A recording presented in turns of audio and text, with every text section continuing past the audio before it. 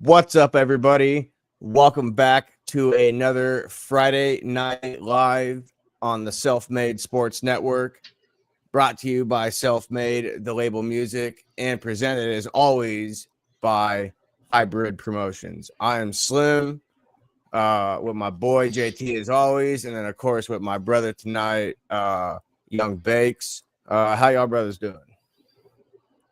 I've been better, but not too bad. So I'm doing pretty good. Let's go ahead and jump right into it. JT, you have the floor. Why don't you go ahead and tell us about tonight? You were there, first person. You got to witness it. So Yeah, so the Eric Henderson era continues to be off to a rocky start. Drake lost its second consecutive Division One home game. Obviously, they played Simpson on Monday and managed to win. So Eric Henderson has yet to win a Division One game outside of the state of South Dakota this year, and yeah, it's just tough. I mean, SIU Edwardsville, it's an up and coming kind of low major Ohio Valley Conference program. They got a good coach in Brian Barone, but yeah, it's just kind of the same old story that you've seen from Drake this year. It's only been a couple of games, but it feels like the same old story. Just getting off to a terrible start. I think kind of the ugliest the score got was SIU got off to an 18-5 lead. At some point, it eventually got to a 15-point lead. But Drake came back. They came back in the second half. They got up by much as 7, which is very similar all around to what they did to Robert Morris.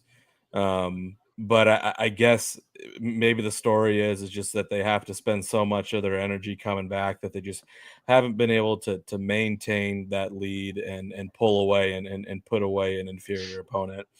So yeah, it's just tough. I mean, so obviously we're not used to seeing Drake lose at home. I could probably count on one hand how many times I've seen Drake lose at home in the past 5 or 6 years, and I've seen it twice in a week.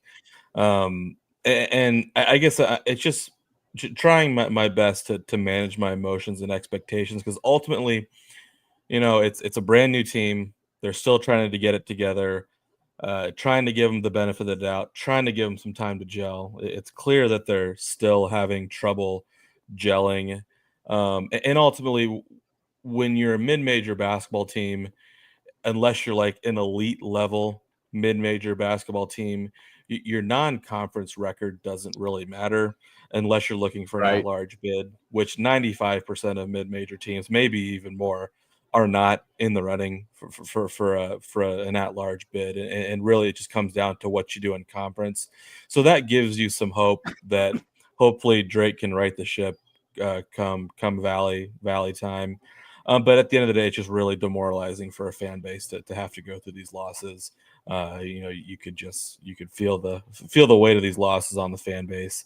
And yeah, that's kind of where it sits right now. There's no reprieve in Drake's schedule. They have to go on the road, play the College of Charleston, and then they have to play LSU in their multi-team event. So yeah, it's not going to get a whole lot easier. Let me see what their exact. Well, next Friday they play Buena Vista, so I'd like to think they can pull that one out. But if you take that game out, they play at Charleston on Monday, then they play against LSU in the Emerald Coast Classic, and then I think that's a 2-game event, so they might play another pretty good team after that. So that's kind of my spiel, and we don't need to get too much in depth on that, just because it's been kind of the same story, and we'll just kind of keep an eye on how that progresses. Kind of one sub storyline to this is just the Missouri Valley Conference overall has been taking an ass kicking. Bradley lost to UT Martin, Tennessee Martin, a couple of days ago, so it's going to be interesting to see. So yeah, I guess just a tough loss, not used to it, but just trying my best to see the forest through the trees, and hopefully Eric Henderson can ride the ship. I guess the one thing I want to say on that before we move on is you said that it doesn't, for a mid-major, such as Drake, it doesn't really matter what you do in the non-conference because ultimately it comes down to what you do in the conference. It was pretty evident last year when they won 30 games and there was still the conversation going into Selection Sunday as if they would have lost in the conference championship game, whether or not they would be in. So And they probably wouldn't have when that which is field got crazy to think released. Yeah, about. it's absolutely nuts. When you look at the overall seating, they probably would not have been in, which is absolutely absurd. So What more can you yeah, do? right, You exactly. know, what more can you do? What more can you do? But yeah, it's kind of the life of a mid-major team where your non-conference schedule is more or less the preseason, and it all just comes down to your conference play, and even further than that, it just comes down to your conference tournament. Really, it's one weekend in March where you got to get hot. That's the beautiful thing about college basketball that college football has not been able to replicate. Even if Drake loses every single game from now until Arch Madness. If they win those, at that point it would be 4 games. If they Yeah, they're win gonna those four consecutive games, they're going to be a 16 seed in the NCAA tournament. So that's kind of the beautiful thing of college basketball is that you always have, no matter how shitty your team is, you always have that little bit of hope because it all just comes down to one weekend in March. If you get hot, you're golden. So. Bakes, you got anything you want to add on that? Shout out to Hybrid Promotions. So we got him in the chat. Yeah, We got I him in see the him. chat. I threw him up there. I'll throw him up there again. Yes, sir. Yes, sir. Gang. I look for Drake to bounce back in their next matchup. I truly feel you guys are well coached. Like you said, guys don't typically lose home games. It's an unfortunate mishaps, but I look forward to you guys bouncing back, having a good season. I hope so. All right, boys. So this is technically the preseason top 25 for college basketball. I know it says October 13th, but we all know the season doesn't really start until Feast Week. So hey, shout out to Justin Strawstone. I see he's down here in the chat right now. I'm pulling him up. Where'd everybody go?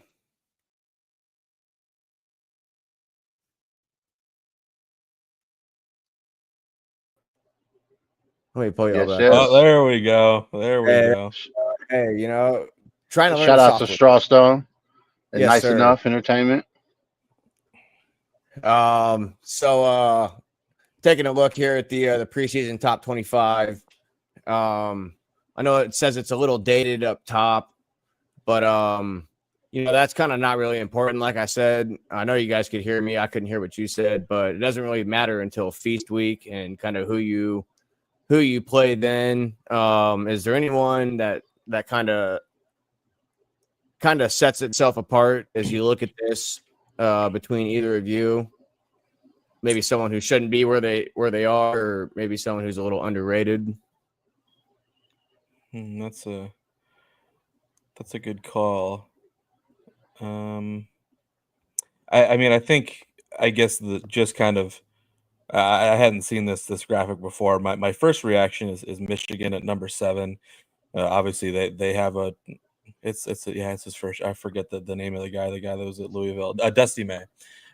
Dusty May's first year at Michigan. I guess I don't know anything about that. Tuesday night. Did they? Yeah. So I guess that kind of goes to my point, where basically, if you go to that list, I think if you go from 1 to 25, the first team that has a first year head coach is Michigan. There, I believe. Yeah, I'm pretty sure BYU's coach is a first year head coach too. I think they went kind of the semi. No, it's I believe it's his second year because they had Mark Pope and Mark Pope is in his second year at Kentucky, and then yeah, so yeah, I guess that's the team that I see first is Michigan. They seem like they could be a little high. I think they have a little bit to prove considering they've got the first year head coach. I think UCLA is a little high. I think Duke is right where they need to be. They got the Boozer twins. They look like they're going to be cleaning up the glass right. Doing all the dirty work for the Blue Devils this year. Let's see, Houston. They've been very, very consistent over the last few years. UConn, they're kind of like a hidden gem. Um, Couple even years after winning the national championship a few years back. I see Kentucky is in there in the top 10. I just think UCLA is a little high, maybe Arizona a little high. Yeah, I think that's a good call with UCLA. Obviously, UCLA is kind of in a tumultuous time with their entire athletic department. And, Mick Cronin has had such a strange relationship with that athletic department. There's always rumors God, he's still their coach. Yeah, I believe he's still their coach. Oh and my yeah, God. there's always been rumors that Cronin's been trying to get out of town, but it's just the buyout situation hasn't been working. So yeah, I think that's a good call with UCLA, just because I don't think they really have a coach who wants to be there. And obviously just UCLA as a whole, their athletic department's a mess. I don't, it's not related to basketball, but Josh, you and I were talking a little bit about the situation where they're trying to get out of their Rose Bowl lease and trying to get to SoFi Stadium, and how much money that's going to cost them. And it appears there's going to be quite the legal battle associated with that as well. So I think that's a good call with UCLA. I don't know what they've been look like to start the season, but I would agree with that. They I don't know if you listened to last night's Two Guys, but they made a good point of they should probably just rather go play in like the soccer stadium as far as UCLA football goes. Rather than moving to SoFi, they just need a small little, a little more intimate setting where tickets become a high demand, and then you have fans willing to come out and travel and see the games rather than I don't want to sit in 80,000. Well, first of all, you got to drive 45 minutes to get there from any direction. So why would I want to pay $80 to go sit around 15 people? So I think if UCLA is actually playing right now. They're playing Arizona, so that's a big matchup there on Peacock. I'm gonna flip that on. Yeah, I got Michigan versus TCU right now, tied up at 35. Oregon's pulling away from Minnesota as we speak, with a flag on the play. But I think go ahead. Yeah, no, I was just gonna say, just kind of rounding things out, kind of looking at the other teams. I mean, it's a bit interesting to see Kansas that low. I think they've certainly earned that low rating. You got to think at some point it's going to be it for Bill Self. You see Auburn on that list. They obviously had the very late coaching change with Bruce Pearl, handing we the could save that over for another day. Very suspicious in my mind. Mm-hmm. Yeah, it's kind of becoming a trend. 2 weeks before the season, like something's going on, and you're about to step out before you have to step in the shit. Yeah, and really what I think it comes down to is because you saw it with Virginia last year with Tony Bennett. I think I don't necessarily if it's the coach leaving under strange circumstances. It's just more handcuffing your athletic department and forcing your athletic director to give the job to your associate head coach, because you really have no other option at that point but to give the gig to the next guy in line. So I think that's what that comes down to. But yes, it's very shady. It's not I guess I didn't think very about fair to the players, and obviously it's even more sketchy in Auburn's case because it's literally giving the job to his son, Stephen, I believe his name is Stephen Pearl. How'd that work out for Oklahoma State about 15, 20 years ago? Nepotism, huh? Yeah, nepotism. Oh man, don't even get this guy started on that. Well, it's good to see Creighton. It's good to see Creighton in the top 25. They got their ass whooped on Tuesday night. They lost by almost 30 to Gonzaga. Really? It happens. Yes. Yeah, 30 to Gonzaga is pretty serious. BYU was losing to Delaware until about 15 minutes to go in the second half. They were down by as many as 15 to them at one point, I believe, in the first half. And I really think it's just I've talked a lot about how Drake is going through this, but like with NIL and with NIL and the transfer portal, a lot of these really good, really talented teams are having to gel, and that's why the scores that you see in November are going to be vastly different from the scores that you see in March. And that's always been the case, but I think it's going to be even more so because you look at a team like BYU that's this highly loaded, highly paid, NIL heavy team, but they're having their struggle because no matter how good at the game of basketball you are, you still have to gel with your teammates, and you have to be a good teammate, and you have to have that chemistry and that culture. And it's just going to get tougher for these coaches to instill that culture. I'm certainly seeing it firsthand. So I think that's just something interesting to keep an eye on. Is while it's interesting to see these upsets, you probably can't really count on it. Count on like BYU struggling the rest of the year. Obviously, they're going. Oh, absolutely not. Especially with the way Debansa's kind of come out and shown spurts of electricity. Like, honestly, BYU is probably a team I don't want to see. Late February, early March, or even late in the tournament.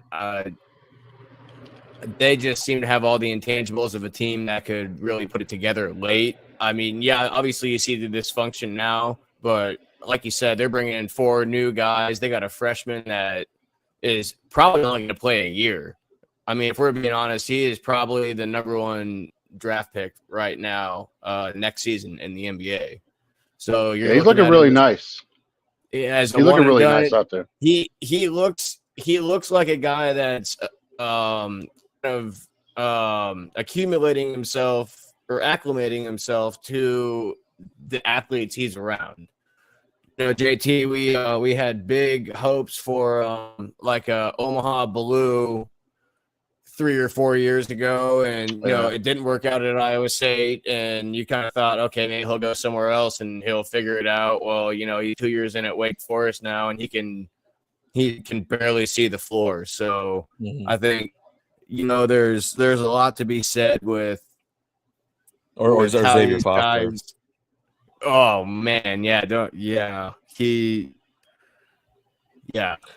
is kind of crazy that those the two. I would assume those are the 2 most highly touted recruits that Iowa State has ever gotten, and they've been absolute duds. Yeah, I look at it as high school. What was this coach? What kind of plays were they running? Was he good at running plays? Was he good at learning plays? That was the whole thing. Running the offense. Blue at Waukee, they never ran a play. They just gave it to him, and it was do it to him, cuz ball. Like that's all they did. And the thing about high school Giannis is that didn't he go to a different high school every single year of his? Because I think he went to Northwest Waukee those last 2 years. Because he was at Waukee, then he transferred out of state, and then did he go to Valley? That's what I don't know if I might be confusing him with Peter Jock, but I was thinking yes, that too. I think you are. I'm pretty sure Blue played because his senior year he had that windmill dunk or that whatever he did. Oh, that crazy right. stuff, which made you think he was the next man up. Oh, that's right. He played at Dowling for a year. Josh, it sounds like you're using auto-tune tonight. Oh, really? I might be getting a little too bit. close to the mic.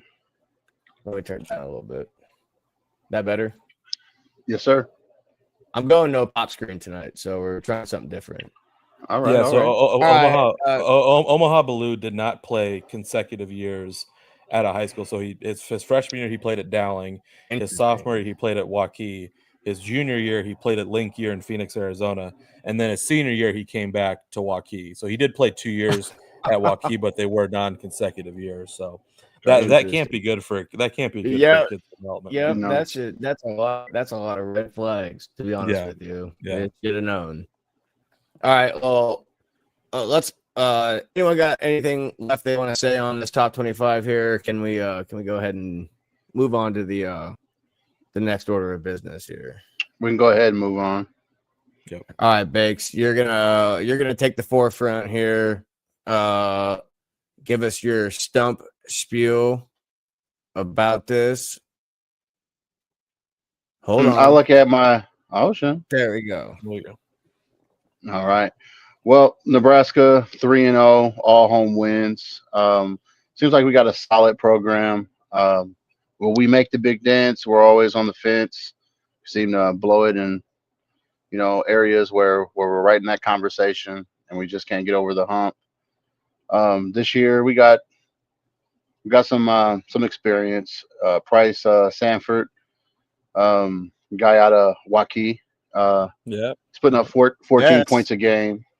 Also grabbing 4 boards. Former Iowa boy, right? Yes, Yeah. yes, he is Waukee. Yeah, that's right. Then we got Mast.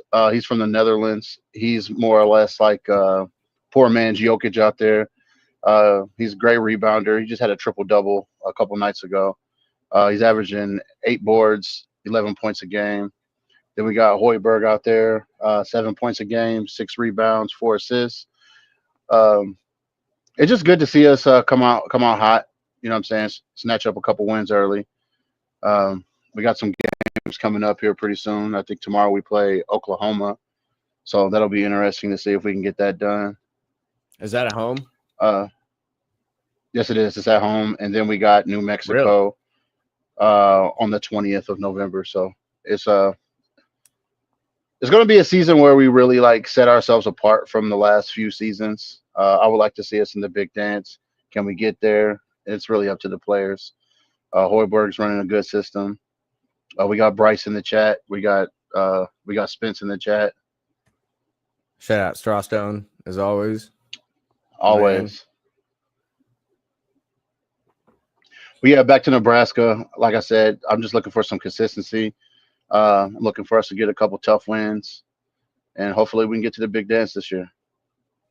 Yeah, I know that Nebraska has some talent. I'm pretty familiar with that Rink Mass guy. He played at Bradley for a couple of years, so he's a legit big man. And obviously, we're very familiar with Price Sanford as well. I didn't get quite the chance to shine at Iowa with his older brother taking a lot of the spotlight, but certainly has the pedigree to be a really good player. So it's nice to see that it sounds like he's doing well.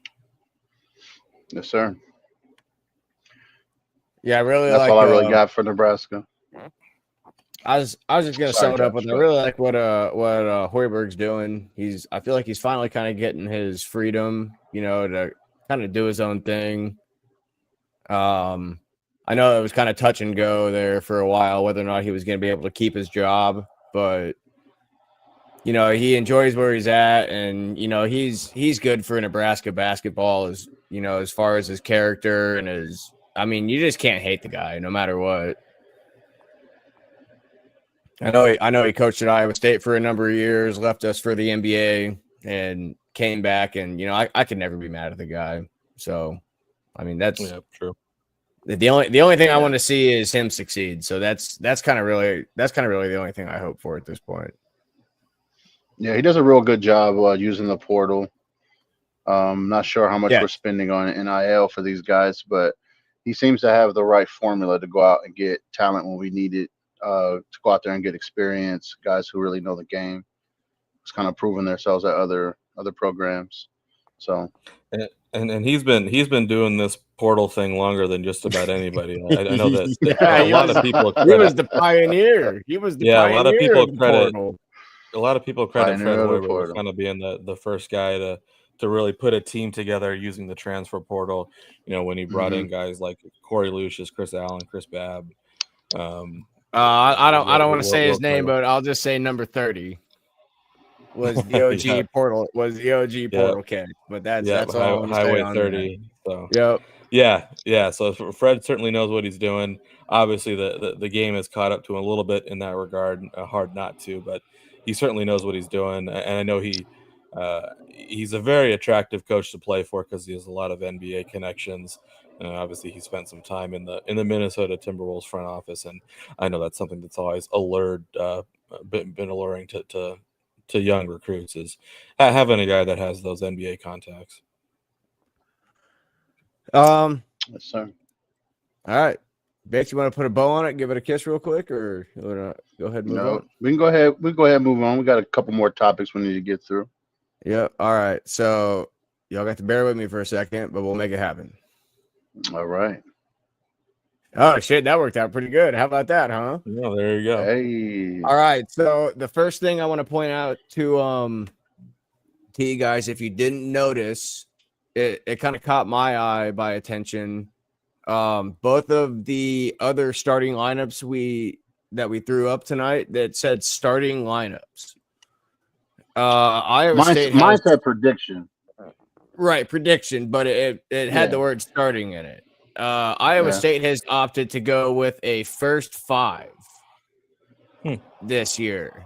I noticed that in the JT in the rundown that we threw up, or the quick little program that we threw up on Monday night, is they no longer call it the starting lineup; they just call it the first 5. So I almost I didn't notice that. I almost kind of wonder if TJ has abolished calling yourself a starter and you're going to start when we need you to start, and everyone is basically positionless. That 100% sounds like TJ Otzelberger propaganda. That's something he would do. And I'm all for it. Like, I'm not. I'm all for it too. I'm not for it. I it was just something that kind of caught my eye. I seen it on Monday night, and then I saw this tonight as I pulled it up, and it kind of really took me by surprise. And this was indeed the starting 5 we seen on Monday night. These were the guys. JT, I'm going to let you go ahead and get into it here while I try and pull up some graphics for us. Why don't you tell them about what we experienced in Sioux Falls? So I think it's safe to say that we had a really good time in Sioux Falls at the Sanford Pentagon. Really, just an incredibly unique environment. A 3,200 seat arena. Jam packed with Iowa State fans, incredibly loud, incredible college basketball environment. And I think it's safe to say that the game. Oh, what just happened? Okay, there we go. There we go. My bad. So basically, the game didn't go how we thought it would, but I certainly mean that in a good way. I think we thought it would kind of be a knockdown, drag out battle, but Iowa State came out on fire with their hair on fire. They put it to Mississippi State. Mississippi State was not ready for that environment, and it was ended up being a very high scoring affair, which is not something that we expected. And really, I think the most impressive part of it is that Iowa State really put it to an SEC basketball team without 2 of their best players being a major contributor. In the first half, Joshua Jefferson was in some foul trouble, so he really didn't play a whole lot. And then in the second half, Milan Momcilovic didn't really play a whole lot. I don't really know why he wasn't hurt. I think it was just more of an effectiveness thing. TJ kind of punting on that game for Momcilovic. So it was a really good time, a really fun arena. This is something that I thought was kind of interesting. One of my coworkers pointed it out to me. Is that, Josh? I don't know if you noticed, but the Sanford Pentagon, they really kind of painted out to be this historic basketball arena. Don't get me started on this. Go ahead. There's the parquet floor, and they have this really old-fashioned looking time clock overhead. The arena was built in 2013. I got good pictures of that. Hey, what? I know where you're going with this. I'll let you finish it. I think I guess it's credit to that arena where they really painted out to be this historic arena. But it was built in 2013. I just think it's kind of funny how they've kind of scammed people into thinking that, and God bless them. That's just an aside. I don't know if we wanted to build on that. So Josh, I'll throw it back to you if you want to talk about the game, if you want to talk about the arena. Yeah. So I would like to build on your propaganda here. So the Stanford Pentagon opened in 2013, right? Uh-huh. The movie Semi-Pro came out in the year 2008. And I know I looked at you a couple times and I was like, this gives me real Semi-Pro vibes. Like, it would have been really nice to see call a TV timeout real quick and then brawl on the floor. I mean, that was kind of the environment you felt like you were in. It was very intimate. It was definitely a crowd or a family friendly crowd. So, JT can attest. I behaved beyond probably what the normal expected amount was. Yeah, For I the don't think the most mothers, the mothers and children around us weren't really a big fan of Josh, but that's really nothing new. Hey, you know, hey, Josh shutting it down in every city he goes to. the older couple with the boyfriend and girlfriend behind me, they had a good They time. seem pretty chill. Yeah, they seem pretty chill. They were more my speed. It was the families in front of us that weren't really a big fan of you. I think Josh, said "son of a bitch" at some point, and the kid just turned around. Oh yeah, he like turned he around had killed somebody. Hey, he come on, kept staring at you. So come on. yeah, I mean, it was loud, but yeah, it wasn't really a rowdy crowd, but it was still a fun environment nonetheless. No, it was a great crowd. There was probably in a crowd of about 3,500 people, there was maybe 37 Mississippi State fans in that entire crowd, and a good portion of that could have been moms and dads. Yeah, but it was a great crowd nonetheless. And it was a good time. To the fine folks at the Grand Falls Casino and Resort. I think we enjoyed our time. Absolutely, our brief time there. I thought I saw some snow on the ground out there. Yeah, yes. That was the depressing part. There was obviously Northwest Iowa got hit relatively hard for November. Yeah. Snow and because of the temps, it was still there. But yeah, we had a good time at that casino. It's kind of in the middle of nowhere, but it's a really nice casino. They kind of got everything that you need there, and I enjoyed taking their money at the blackjack table. Awesome. Yeah, he took their money and they took my money, so it kind of worked out. Circle of life. Yeah, that run in the morning was something else, man. I just sat down and blackjack right off the bat. Yeah, that was crazy. That was crazy. You should have bought one of them blankets. All right, yeah, I ain't got nothing else on the Clones. Obviously they play Stoner City College or whatever the hell you want to call them. Basically a bye week coming into the holidays, so we'll go ahead and give that a break. Yeah, other than that, JT, want to put a bow on top of it? Or you ready to move on to this CFP top 25? I think we're ready to move on. Certainly we'll have more opportunities to talk Clones. So yeah, we'll put that to bed for now. All right. Well, so this is the latest poll that just came out on a Tuesday this week. Once again, I guess at first glance, does anything pop out other than the top 7 or the top 8 being pretty stagnant for the most part? Absolute horseshit that Iowa is still in I knew it was coming. Let's get into it. Done a goddamn thing in this season. Their best win is against PJ Fleck, who isn't shit. Like congratulations on losing to Oregon by only 2. We're gonna keep you in the rankings. It's ridiculous. It's a travesty. It's a crime. There should be an investigation as to why Iowa is still ranked in the top 25 in the college football playoffs, and hopefully USC absolutely crushes them this weekend. But we'll see what happens. It doesn't really matter anyway. I'm interested in Virginia just scratching their way into relevance. It's actually pretty nice to see. Actually, they have a former Husker quarterback who was on an amazing scramble last weekend. I don't want to talk about former Husker. I don't want to talk about amazing scrambles. Can we move on from that? I feel you, but can we move on from that? Back-to-back scramls from former Huskers. That's nice. Freaking Jeff Sims. Oh, Heisman Trophy finalist. JT, if you lived in Omaha at one point, you could have got the Jeff Sims Amigos meal. Oh, okay.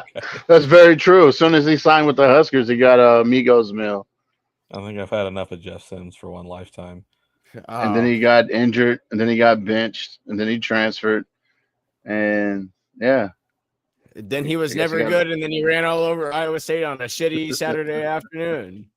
well, he can't throw the ball very, very efficiently. So, but we know this. he's Yeah, he's we a great know athlete overall. So, So somebody JT didn't tell that to John Haycock. JT, that might have been the longest 11 or 12 seconds of my entire life. As soon as he broke that run and you knew no one was going to catch him, like you couldn't even watch the play. You look away and you look back and he's still got 30 yards to go. And it's like, I mean, for fuck's Really sake, could've been Carson Hansen can't break away, from the pack, but Jeff Sims can go 90 yards. I just don't. well, when you run I don't a contain 3 blitz, you're he gets past 10 yards. You're kind of hit.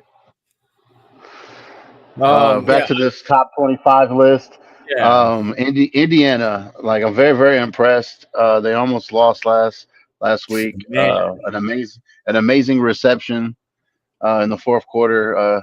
Got him the victory. What was his name?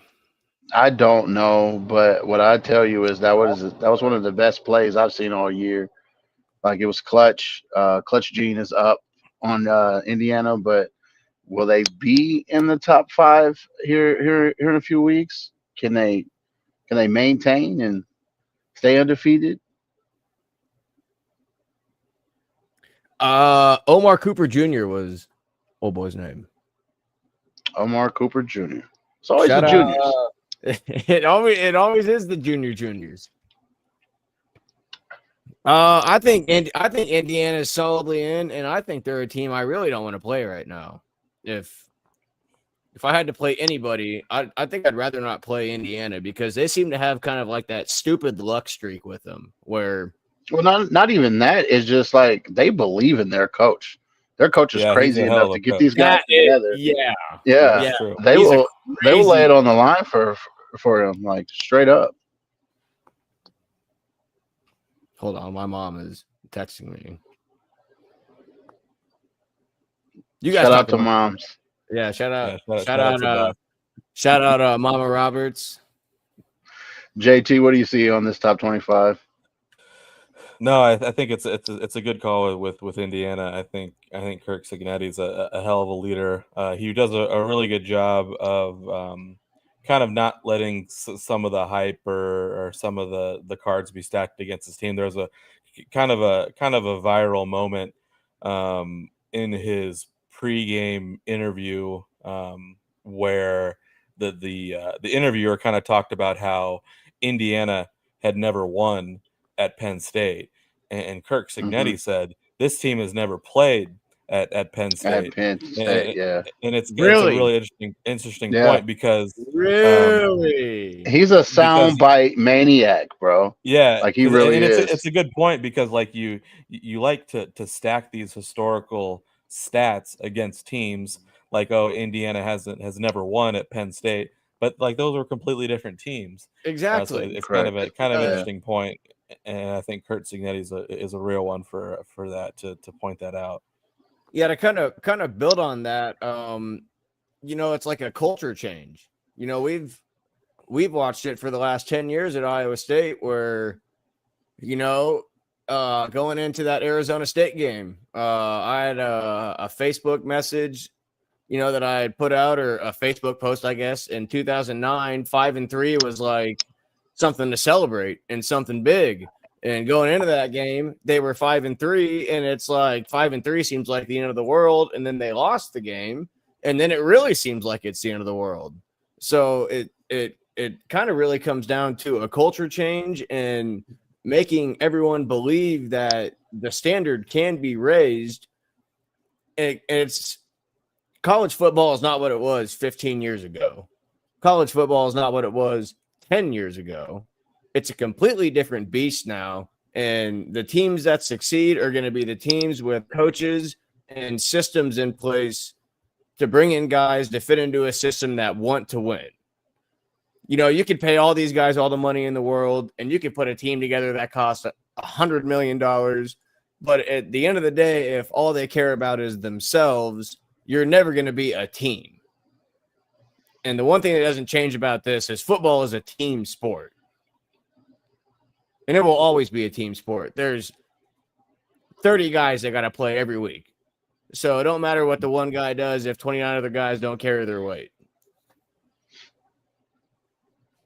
Yeah, that's perfectly said. It goes back to how difficult it is to gel as a team in this college athletics environment.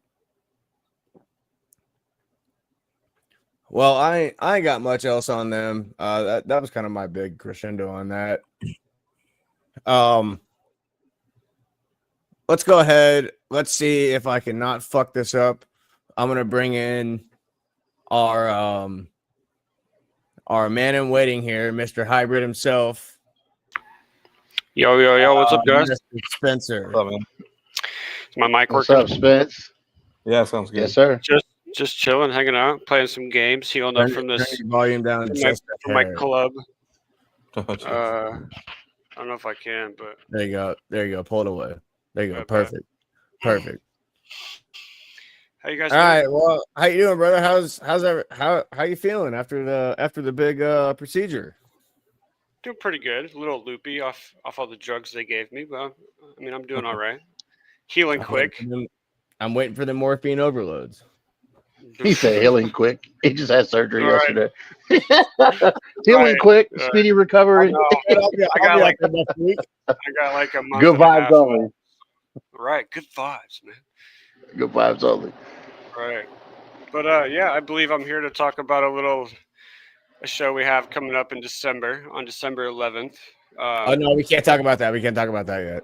We're not gonna. I wasn't gonna give any real information. Oh, I don't have a poster, but if you want to talk about it, you got permission Yeah. for it. Go right ahead. Yeah, I was just gonna say we have a team of promoters coming together. I can't give names yet. It'll all be announced very soon. There's about 7 businesses coming together, but we're doing a charity thing for the community here in Omaha. We each chose our own separate charity, and there's going to be multiple artists involved. So I think that'll be a good time. I think it'll be released within a few days. I'm pretty sure. So, but I just wanted to get that out there before we moved on. Absolutely. I'm gonna kind of let you two take the forefront on this, and then we'll kind of get into some big news for the podcast here after this. But Bakes, I'm gonna give you the floor, and then I'm gonna let you two talk, and me and JT are gonna sit back. All right. I got a new single coming out November 25th with my brother Jesse James. He's also my producer, one of my best friends. We got a song called In the Grave coming out. I think everybody's gonna like it.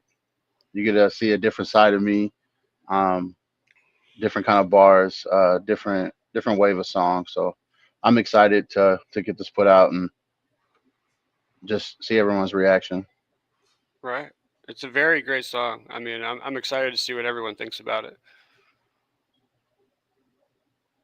Most definitely. A lot of hard work was put into the song. That's how you got Spencer. Put into that. No, I mean, You said- Vic pretty much covered it. I mean, I'm just gonna use it. I don't want to give too much away. Yeah, I like the way you think. All right, gentlemen. So, big unveiling tonight. Took a couple attempts to get it out, but we have a new logo for Nice. for the pod Beautiful. tonight. It's looking clean. It looks great. Any early thoughts from anybody on this? We don't got to spend too much time on this. No, I can see making a couple shirts for you guys to rock with this label on for the shows. There you go. Oh, Most hey, definitely. we can. Hey, Spence and Bakes. I have Yes, sir. news for you. Okay. All right.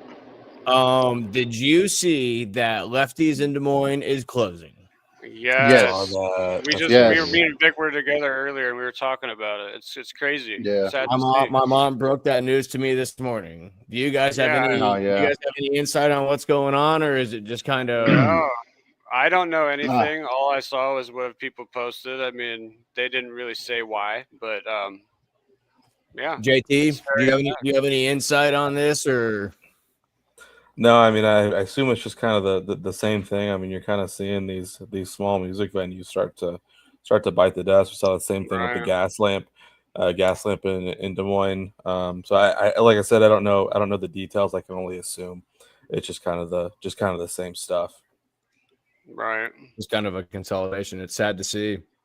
Yeah, definitely. We're Yeah. That's an fortunate institution. lefties. That I mean, we had a lot of good memories there. So Most definitely. Right. for sure. Yeah, I was gonna only be, there a few times, but I mean, the times I were there was always a great time. So hold those memories dear. No, absolutely, Yes, absolutely. Right. Shout out to AJ the Dread. Right. He most definitely brought us out there a couple different times on a couple of his tours and On the whatnot. astronaut So, tour. Shout out the astronaut Yeah. tour. Right. yes, Right. sir. Yeah, I love you, brother. Appreciate that for sure. So I'm gonna go ahead and pull myself off the screen. Okay. I don't think you remember that when you pull Yeah, we yourself up can't the hear screen, him. we can't hear you. Well, I Yeah. could. There should be a way to I- take me out the screen if you can't hear me. That's all right. Yeah. We could talk about. We don't have any artwork or anything for it, but of course, after Vic and Jesse's release, I think we have another artist that we're gonna work on a release for in December some point. Brody One will have Brody an one. awesome Yeah, song most coming definitely out. Brody one. Brody One will have a song Shout coming out. out- It'll be shout out, it'll be Brody. a straight single song, so just a single, I believe, right?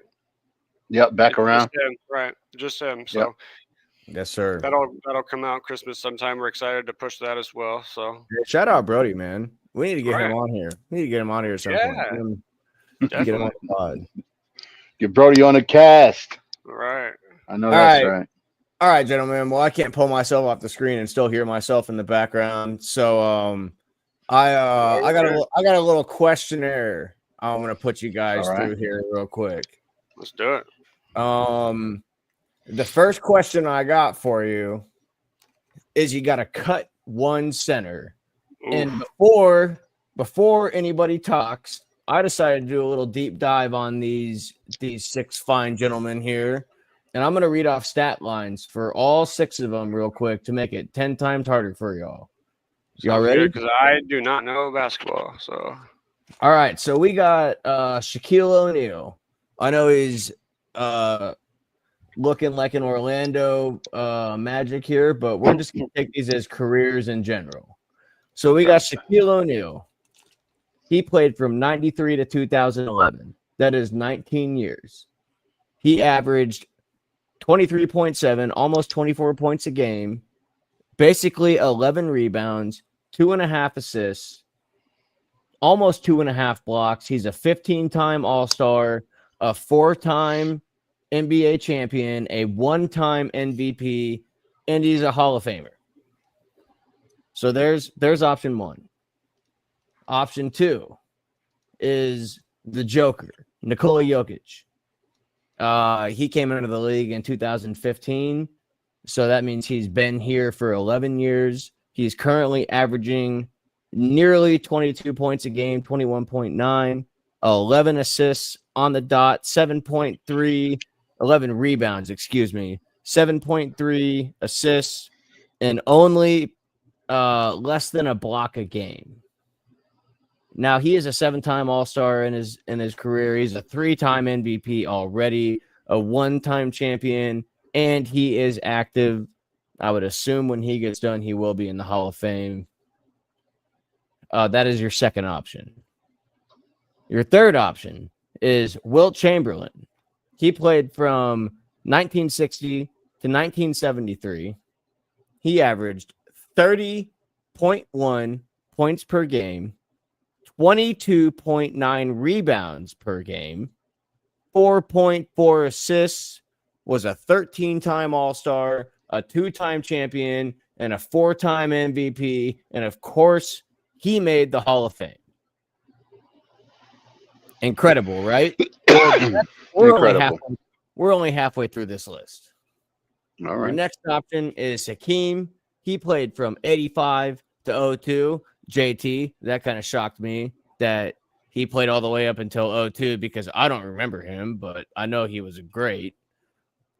He averaged 21.8 points a game, 11.1 rebounds, 2.5 assists, 3.1 blocks. He's a 12-time All-Star, 2-time champion, 1-time MVP.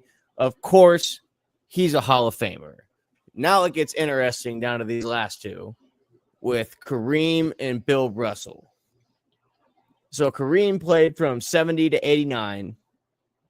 He averaged 24.6 points per game, 11.2 rebounds, 3.6 assists, 2.6 blocks. He's a 19-time All-Star. That record wasn't broken until our boy LBJ broke it a couple years ago. He's a 6-time champion and a 6-time MVP. I don't even got to say it. Let's move on to Russell. Now, this was the most intriguing to me. He played from 57 to 69. That's 13 years. He averaged 15.1 points per game, 22.5 rebounds, 4.3 assists. He's a 12-time All-Star, an 11-time champion, and a 5-time MVP. Gentlemen, the question that I have for you, cut one. Yikes. At this point, it's got to be Jokic. I was going to say Elijah Wan until you started spitting off his stats. Right. You got to look at it. He's only a one-time champ. Everybody over here has multiple championships. Jokic got to go. I hate to say it. It doesn't even sound right with me saying it right now, but yeah, he's got to go. Yeah, I think you're probably right. I agree. Right on the nail on the head. You know, I was all for cutting Shaq after I seen Jokic's numbers, and then I was kind of on the between after I put down Wilt, and then I seen the last three numbers, and I was like, wait, what are we doing again? Like I forgot what the entire assignment was. We got to cut one of these guys. I don't want to cut any. Of Right. them. Is that a possibility? Like, can we just put together a team of centers? Well, looking at Shaquille O'Neal, if he didn't, just accept checks like towards the end of his career, his point per game average would have been way higher. Right. He kind of Yeah. took a hit. He kind of took a hit on that because Shaq was most definitely the most dominant center that I've ever seen play basketball. I would say Wilt Chamberlain would be in that same tier, but there's no way we could cut Shaq out of this one at all. So I think the one thing that stands out on this is that I don't have any block stats for Russell or Wilt because blocks did not exist till almost the 70s. So imagine what those block stats for those guys would have looked like, or maybe that was called a foul back in the 1940s or whenever the hell those dudes played. Like I don't know. Like it almost kind of makes you wonder if blocks were considered rebounds. Right. So if you have I don't know how that would work. if you have 5 blocks on top of your 17 rebounds, then you have 22 rebounds. Food for thought. Spence, who you cutting? No, I agree. I agree. I don't know basketball too much, but just after listening to the stats and what you guys have had to say, I definitely agree. We're all cutting Jokic. Yeah. unanimous decision. Yep. He's just hopefully he hears this so he can get his second ring we'll get some bulletin board material here. And then we can claim that motivation spark, like we did that, right? Right. Yeah. Sure. All right, gentlemen. Next question I got for y'all. Y'all got to rank these shoes. We can cut it down to make it a little more efficient, and everyone can pick their top.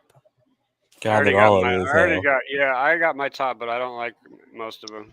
JT would cop all of these. I don't know, and this dude he's looking at these. Yeah, he would cop all of these. Those are ugly as shit, man. Every single last one of them. Yeah. You don't like any of them? I think the top for me would be the The Jaw 3 Yeah, that's what I was gonna say. Like the only one that like looks like remotely stands like a out, shoe right? is the Jaw. All Like right, what the I'm hell's going going on with KD number that one. Harden? I got KD number one. I got the Ja 3 number two. Then I'm going with the LeBron 23. That The Converse is the Harden, ugliest, that Harden's and the Anthony Edwards are ugly as well. The Harden is ugly. I'm only I think choosing they three picked bad shoes. colorways. I think they picked bad colorways for these shoes. Yeah, that I doesn't think, help. The color doesn't I think help. I think if they would have put these in like more traditional team colors, I think a lot of these shoes would look a lot better, especially the AEs. Like, come on, bro, Yeah. what are you doing? These things look like it looks like a tongue is licking a mustache. Well, Josh, you got the AE ones, so Those you are ain't nice. copping the AE Those twos. are So you ain't nice. copping the Well, AE it twos. kind of looks like I'm trying to lick my mustache. You My mustache shoes. Are you kidding me? only had that mustache for 3 years. That's interesting. Yeah, no, I don't need to lick my mustache shoes. right. The women pepper steppers. All right. I did see Matt Rule rocking those Hardens in a black and red color though. Damn, really? Yeah. Those would probably be all right in black and red. Like I said, the colorways are horrible on this. Whoever picked this colorway design for this graphic is they should probably pick another job. And I also do know for a fact the Huskers were just given the AEs just the other day. Oh, well, if you live in the Lincoln and Omaha area, check your local Goodwill for a pair of AE2s soon. That's messed up, Roberts. All right, gentlemen. One last thing, real quick. I don't know who is aware of this, but Steph Curry is leaving Under Armour. How long has he been there? JT, I know you're chronically online like me. I know you've seen the Centel posts. Can we turn this into a bigger conversation about Centel rather than Steph Curry leaving Under Armour? Because what the hell is going on? Well, I actually think just straight up, I think it's kind of interesting. It'll see where he goes. I mean, I assume like Nike or Jordan's going to throw a bag at him. It was always kind of unique that such a high caliber player was with Under Armour. Obviously, Under Armour is not a typical basketball brand. Stock so options. It's always kind of strange. So it was a it'd be stock interesting to option see. deal. Yeah, Bakes, I want to to get to you in a minute on your thoughts. I got a lot of questions for you. But go ahead, JT. No, that's all I had. I just thought it was kind of interesting from the start, and I'm curious to hear what the rest of you guys have to say. Bakes, what do you think is the main driver behind this? I have a couple theories myself, but you're kind of deeper into this than I am. So what do you think is going on that led to this decision here? To be honest with you, I really don't know. I mean, he owns part of the company, so he's not at a loss no matter what. Technically, he doesn't even need another brand to carry on. He obviously gets to keep his logo, and he could really just run his own company at this point. But I think it was a stock option deal to begin with. I just think he's just ready to, maybe have a little more control over how he moves going forward. And there's nothing wrong with that. Me and Spence every day. Right. Yeah. Yeah, me and Spence talk every day about new ideas and how we could bring the community together with, different ideas on a daily basis. So I can see him just really wanting to do his own thing. And if he does sign with Nike, which they botched his pitch when he was going to resign, he was planning on signing with Nike. He gets there. They got a slideshow of Kevin Durant, and it's kind of distasteful. So that's that's what kind of pushed him to Under Armour in the first place. That and stock options. You really can't turn that down when someone's like, hey, you want to own part of our company and also have whatever shoe you want to make. And so, I mean, I can see why he's there, but I can also see why he's leaving. Under Armour, they've been in business for a long time. Right. They have a lot of featured athletes, but ultimately, I feel like the brand and the creativity is very, very basic and limited. So I don't know. It I was guess a that's my lifetime. take on It it. was a lifetime. It was a lifetime deal, wasn't it? Well, it was kind of like LeBron deal. You get all this freedom and you get ownership and whatnot. But I don't know, man. There's rumors that he may sign with Jordan. He's wearing I Kobe's. He's so that wearing was Kobe's as of today. So I mean, yeah. That was gonna be my next question. Is do you think he's gonna? Do you think he's gonna? I mean, he's in what year 17? That'd be like LeBron leaving Nike at this point and going to like Puma. Like, do you think there's much value? And I'm not saying he's not. Right. He doesn't have a lot of value now. Is Steph Curry going to have value in 10 years compared? Was Under Armour kind of under like, were they not making the shoes of the quality or the type that he wanted? Were they not meeting the standards that he thought they were supposed to meet? Is it kind of like he's gonna leave the deal he's in now to go off on his own venture and make his own company, or is it just like he just wants to get out of everything and just be done with it? it's not like the Lonzo Ball situation where the big baller brand and you got these Fisher Price sneakers just selling for $700 a pop.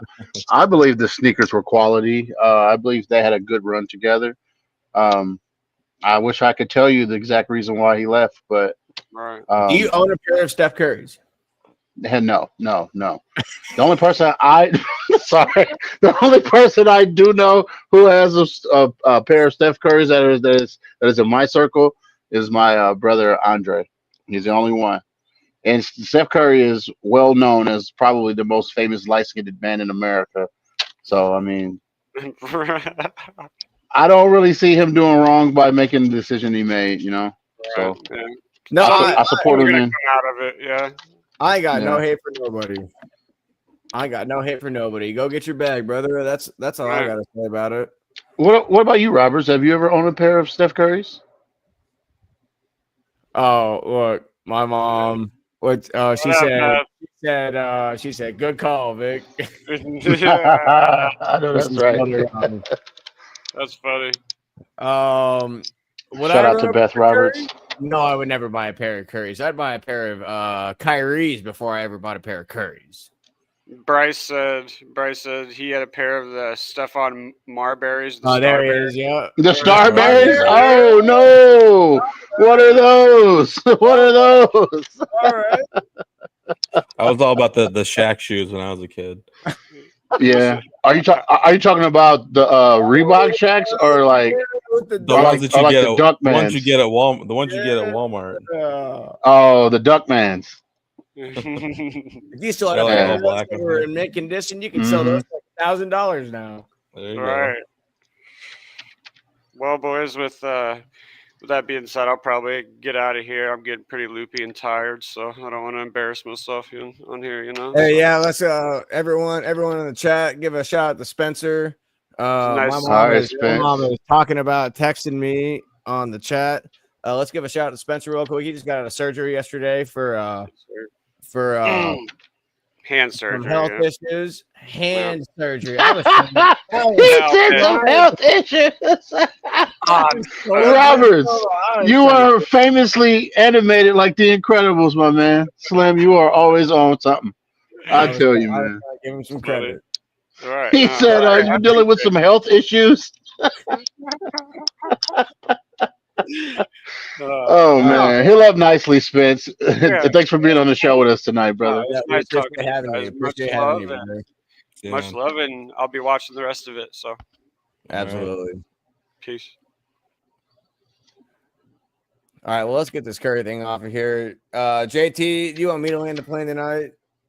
Yes, land the I'll plane, go Mister. ahead and plane. Mister, always passing the rock. You got more assists than Chris Paul right now. Look, my mom loves you more than she loves me. Look at that. Look at the chat. Well, one, I'm more handsome unofficially. You know what I'm saying? That was a biased statement.